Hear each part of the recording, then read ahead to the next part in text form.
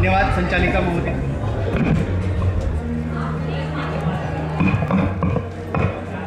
सबसे पहले मैं यहाँ इस सभागार में उपस्थित हमारे मुख्य अतिथि का यथोचित अभिवादन करना चाहता हूँ और उसके पश्चात जो आप भी श्रोतागण हैं उनका भी मैं स्वागत करता हूँ। मेरा मानना है कि पिछले 150 वर्ष में जो हिंदी का विकास हुआ है वह बहुत अभूतपूर्व है और मैं इसे एक सकारात्मक रूप से देखता हूँ। जहाँ तक मेरी जो पूर्व वक्ता है उन्होंने बात कही थी कि हमारी जो हिंदी भाषा है इसे पश्चिमी आतताइयों द्वारा आक्रांत किया जा रहा है, मैं इससे कुछ हद तक ही सहमत हूँ, पूर्णतः सहमत नहीं हूँ, क्योंकि हिंदी के अनुयायी हमें होना चाहिए और हम ही लोग अगर विदेशी भाषा को अपना रहे हैं तो इसमें गलती किसकी है? विदेशी लोग अपनी भाषा को थोप नहीं रहे हैं। विदेशी लोगों ने अपनी भाषा को इतना सहज बनाया है, उसमें इतनी प्रचुर सामग्री ज्ञान विज्ञान की उपस्थित है कि जिससे जन सामान्य सहज ही उस विदेशी भाषा की ओर आकृष्ट हो रहा है।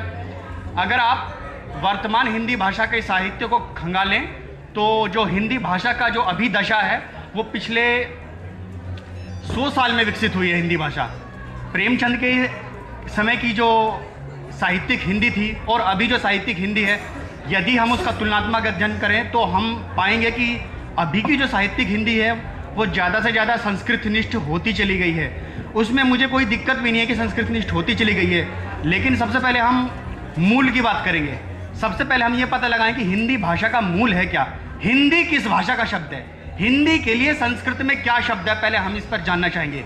हिंदी तो पहली बात तो हिंदी शब्द ही अरबी भाषा का है जो कि एक विदेशी भाषा का है। तो उर्दू या किसी विदेशी भाषा से परहेज करना मुझे लगता है कि उचित नहीं है। आंग्ल भाषा के अगर हम शब्दों का प्रयोग कर लेते हैं उसमें कोई दिक्कत नहीं है, लेकिन वो हास्यास्पद नहीं हो जाना चाहिए। जैसे कि मेरी पूर्व वक्ता ने पहले भी अपने एक वक्तव्य में कहा था कि सिग्नल के लिए क्या उन्होंने कुछ लंबा सा एक शब्द बोला था। मैं एक बार महाराष्ट्र में गया तो मुझे वहाँ बहुत अच्छा लगा कि उन्होंने जितने भी जो तकनीकी शब्दावली है उसका बहुत अच्छे ढंग से अनुवाद किया है। जैसे रेलवे स्टेशन के लिए रेल स्थानक, तो रेल स्थानक बोलने में क्या दिक्कत है? रेल स्थानक शब्द अगर हम स्टेशन के लिए प्रयोग कर लें तो उसमें क्या दिक्कत है? कितना सहज है ये शब्द। और जहाँ तक सिग्नल की बात है तो सिग्नल के लिए संकेतक शब्द प्रयोग किया जा सकता है। संकेतक कितना अच्छा शब्द है। मैंने चीनी भाषा का अध्ययन करा था बहुत पहले, उसमें मैंने कुछ मास मैंने चीनी भाषा का अध्ययन करा तो मुझे पता चला कि चीनी भाषा जो है वो दुनिया की सबसे मुश्किल भाषा है और उसके बाद जो दुनिया की सबसे मुश्किल भाषा है वो जापानी भाषा है। लेकिन इसके बावजूद क्या ये लोग किसी से ज्ञान विज्ञान या तकनीक में पीछे हैं? नहीं है। हमारे बहुत सारे भारतीय लोग बोलते हैं कि अगर हम हिंदी को अपनाएंगे तो हम ज्ञान विज्ञान और तकनीक में पीछे छूट जाएंगे। ऐसा कुछ भी नहीं है। चीनी भाषा जो दुनिया की सबसे मुश्किल भाषा है, मैंने उसका अध्ययन करा तो ये पाया कि चीनी भाषा एकदम अवैज्ञानिक भाषा है। उसके बावजूद आप चाइना की कंप्यूटर साइंस में डेवलपमेंट देख लीजिए, कहीं भी पीछे नहीं है वो लोग। उन्होंने एक डिपार्टमेंट खोला हुआ है, बाकायदा एक विभाग खोला हुआ है चाइना में कि जो कोई भी नया तकनीकी शब्द आता है उसका तुरंत अनुवाद करता है चीनी भाषा में और उसका प्रयोग करना शुरू कर देते हैं वो। मेरे ख्याल से यहाँ हिंदी निदेशालय जो है वो भी नए नए हिंदी शब्दों का अनुवाद करता है, लेकिन उसका प्रयोग करने में हम असहज महसूस करते हैं। और असहज महसूस करने के पीछे एक जो भावना है ना, वो हमारे समाज में जो एक वर्गीय विभाजन है आर्थिक आधार पर और ज्ञान के आधार पर, वो उसके लिए उत्तरदायी है कि हम सहज भाषा का प्रयोग करने से कतराते हैं। आंग्ल भाषियों के बीच में भी मैंने देखा कि जब लोग आप अंग्रेजी भाषा बोलते हैं तो अब अंग्रेजी भाषा में भी विशिष्टता दर्शाने के लिए लोग उच्चारण के आधार पर भेदभाव करने लगे कि आप तो भारतीय उच्चारण में बोल रहे हैं या आप ब्रिटिश उच्चारण में बोल रहे हैं, आप इंग्लिश या अमेरिकी उच्चारण में बोल रहे हैं। और तो और उन्होंने अपनी भाषा को और ज़्यादा विशिष्ट बनाने के लिए उसमें फ्रांसीसी और जर्मन भाषाओं के शब्द जानबूझकर घुसेड़ देते हैं। तो इसके पीछे जो अंग्रेजी भाषा जो विकसित हो रही है या जो दूसरी भाषाओं पर जो हम तोहमत लगा रहे हैं, उसके पीछे सबसे बड़ी जो जिम्मेदारी वो हमारी है और वो है उसके पीछे जो एक अहमवादी और विशिष्टता की भावना उसके लिए उत्तरदायी है कि हम दूसरों से अपने आप को विशिष्ट दिखाने के लिए या तो बहुत ज़्यादा संस्कृतनिष्ठ हिंदी का प्रयोग करेंगे और बहुत ज़्यादा उसे सहज बना लेंगे। कभी कभी हम उसमें इतनी उर्दू और फारसी के शब्द घुसा देंगे कि वो सहज नहीं रह जाती।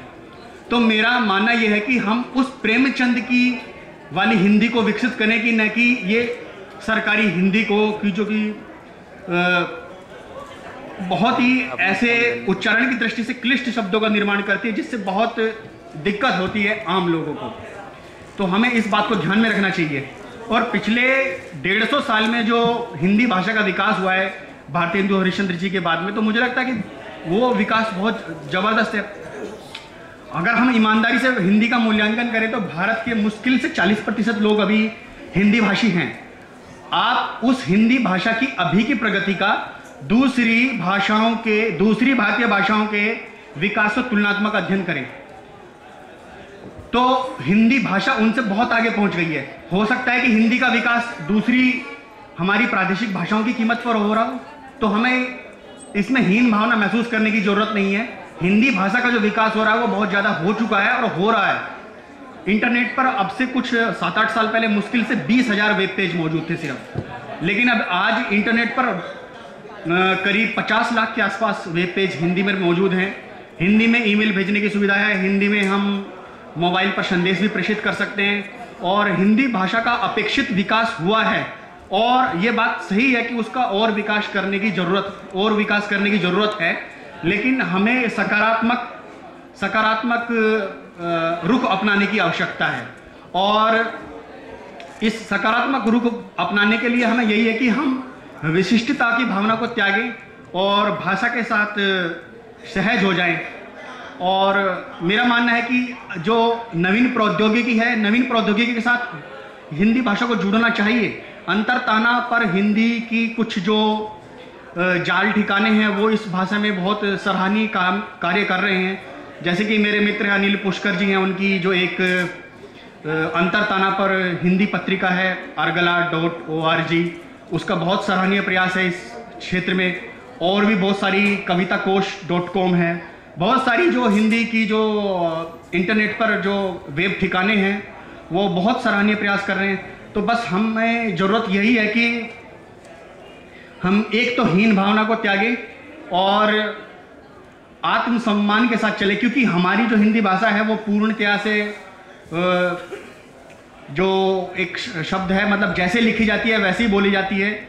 और दूसरी बहुत सारी यूरोपीय भाषाओं के मुकाबले ये काफ़ी वैज्ञानिक है। मैंने कुछ यूरोपीय भाषाओं का भी अध्ययन करा, तो उसके मुकाबले मैंने पाया कि हिंदी भाषा ज़्यादा वैज्ञानिक है। और हम एक भाषा के प्रति एक शुद्धता का जो आग्रह है उसे हमें उसका त्याग करना पड़ेगा, कि जो शुद्ध हिंदी बनाने के चक्कर में हम इसमें बहुत ज़्यादा संस्कृतनिष्ठ होते चले जाते हैं, या बहुत ज़्यादा सहज हिंदुस्तानी बनाने के चक्कर में हम बहुत ज़्यादा इसमें फारसी के शब्दों को घुसा देते हैं, तो उससे हमें बचना पड़ेगा।